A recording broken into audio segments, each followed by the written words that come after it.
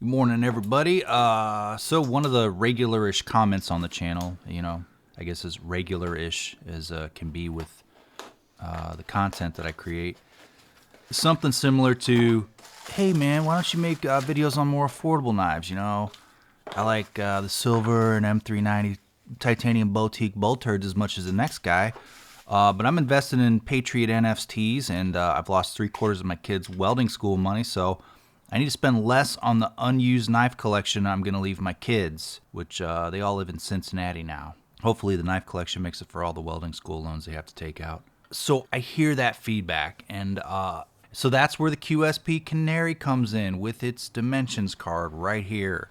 Yeah, looking at those dimensions, looking at Knife Center right now, which is my first Google result.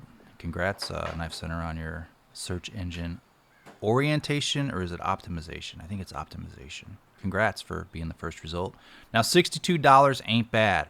I guess there's a Rough Rider if you're looking for cheaper.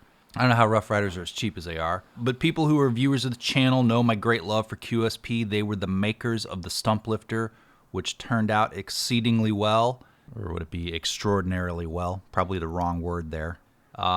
If you are unaware, it was the official channel knife. It's currently not in production right now, so, we may make some in the future again.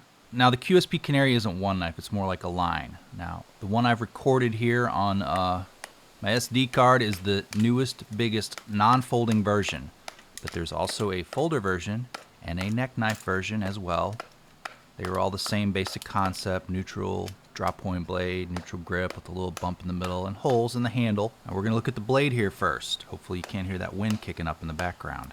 It's a windy day here, windy morning. It's 6:42 a.m. Now the blade is a flat ground drop point and a stone wash finish with a fine sharp edge and a sharpening choil. The blade steel is new to me here and is known as Cr8Mo2VSi. Jesus Christ. I don't currently see it in knives other than the Canary, but Googling it brings up mostly QSP results for this knife and some product pages from steel suppliers.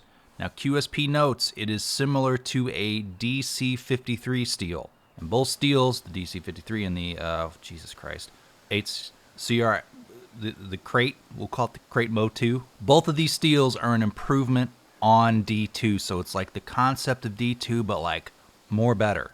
Can be heat treated to a higher HRC, less likely to chip, but still tough. Man, are there any drawbacks?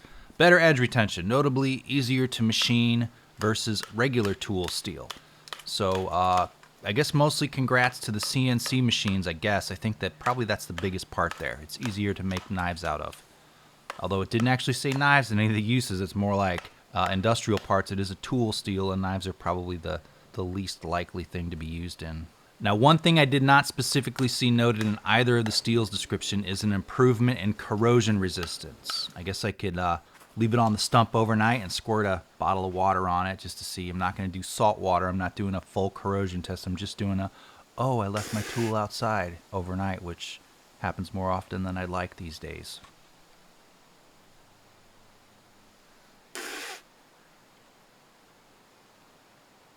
However, as luck would have it, it rained later that day, so I could do a more thorough test. I wouldn't have to re-moisten it with my spittle every few hours. So I left it in the rain for a few hours. It rained, and then I brought it in under the porch and let it sit overnight, still moist.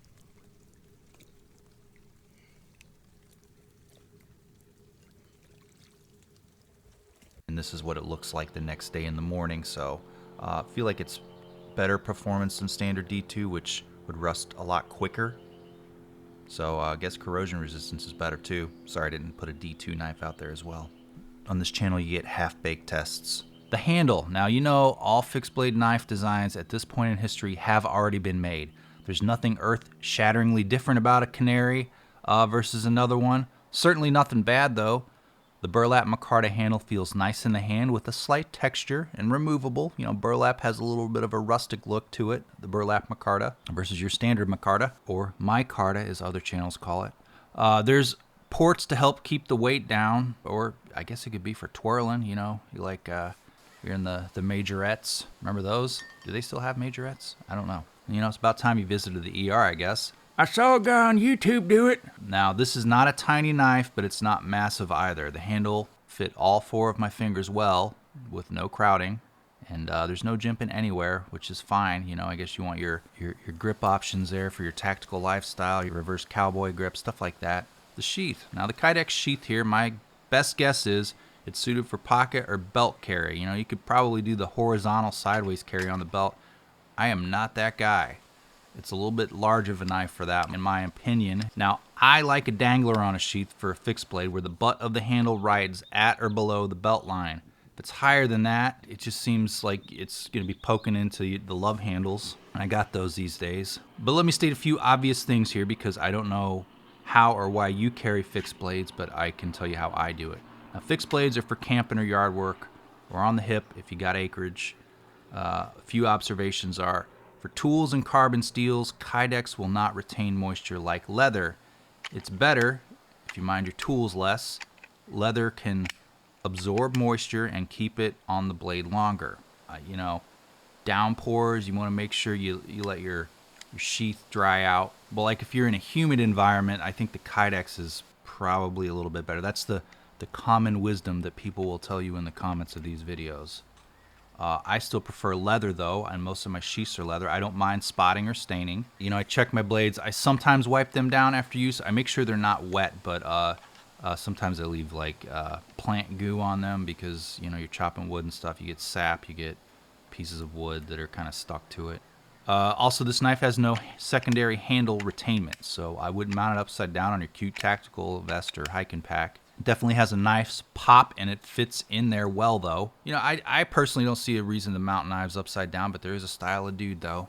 The Kydex can be disassembled or reassembled for right or left hip carry. Comparisons. First, the Canary against the SE Laser Strike. The Laser Strike gives you more handle space and choils, overall more room on the handle for activities.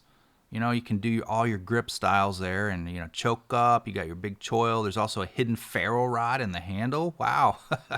That's cool. You can put your weed in there.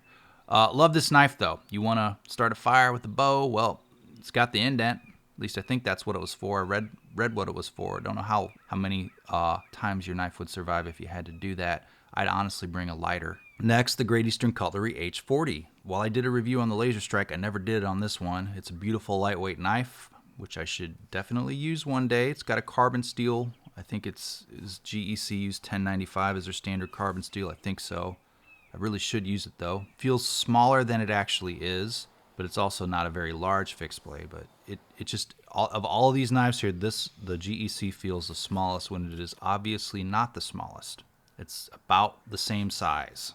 Now the Demco Armiger 4, you saw my review on this one, you know, a little ways back. It's a good knife. Like the GEC, it does not have a removable handle, but that's stating the obvious, right? I guess AI could have written that. And one last knife. I saw a few people mention the Vangdal Rover when I posted the picture of this on there, and I figured, you know, why not bring it back? Why not let's show it again? Remember this review? This was from the late 2010s, you know, back when the channel was good and I wasn't a sellout. Okay, I've always been a sellout, you know, San Renmu, Nightcore, I got it, yep. I have been doing this a while, you know, and you can obviously see, I think I estimated one day it's going to take me 10 years to get to 100,000 views and 100,000 subscribers, and I think that's pretty accurate. It's slow and steady growth. Trading off viewers that no longer watch for new ones that will watch a certain amount of time, then also drop off. That seems to be the channel growth. I still get the same amount of views as I used to, and that's it. This is great, useful with a nice sheath. Sorry about the detour into analytics. And we're going to wrap it up. Now, I don't know how you choose a fixed blade anymore these days. I have a lot of them. Buy one that looks cool, right? You know, people are like, well, that's a stupid way to buy a knife. It's actually the best way to buy a knife, because if you like the design of the knife, and you like how it feels in the hand, you just kind of like the basic, then that's kind of like what you go for. You start on looks, and then you're like, well, the steel's the most important part. And I argue bullshit. Steel is not the most important part in a knife. In fact, steel is something people argue over on the internet, but as a person who uses knives and has a large knife collection, I don't give two shits about it. I just use the one I like the most, and it has nothing to do with the steel. Nothing. Sometimes, you know, when I go to the beach, I'll take the salt-free just so it doesn't get spotty or rust. The salt-free, the rust-free, the Spiracle salt, that's how my brain worked on that one. The Caribbean. I wouldn't bring a carbon steel knife to a place where I know I'm going to walk through water or get it wet. That's how I think about steel. You looking for a knife with 5 holes in the handle instead of 4? You know, you would have bought it then, huh? You know, sorry, I can't go with the QSP. It's only got 4 holes. It's a great looking knife though, sharp, well made. Obviously the steel's better than D2, right? That's what the product descriptions on the steel website say. Maybe you want to try a new steel. That's a good reason to buy this one. Or you don't have any fixed blades and you want a small fixed blade. Very good place to start here. There's nothing wrong with this knife. I think the only serious complaint I could think of against it would be it's like not ultra slicey and a thin blade stock. And, you know, camp knives of this size, you could, you know, probably hunters would use these because they're fixed blades. I would never use a folding knife for gutting a deer or a squirrel. It's just too many places to get little things in there and rust and get goo.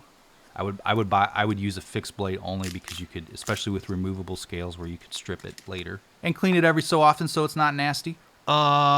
Anyway, maybe you just need another knife, maybe you don't.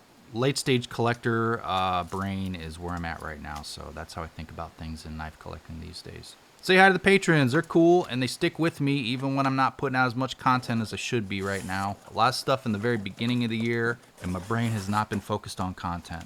I've not taken a lot of projects, which usually drives more content when I'm doing stuff for people, except for this QSP thing here. They sent it to me for review. It's the only one right now, so I'm going to finish up some other side projects I have. More coming though. Subscribe, comment, like. Thanks for watching.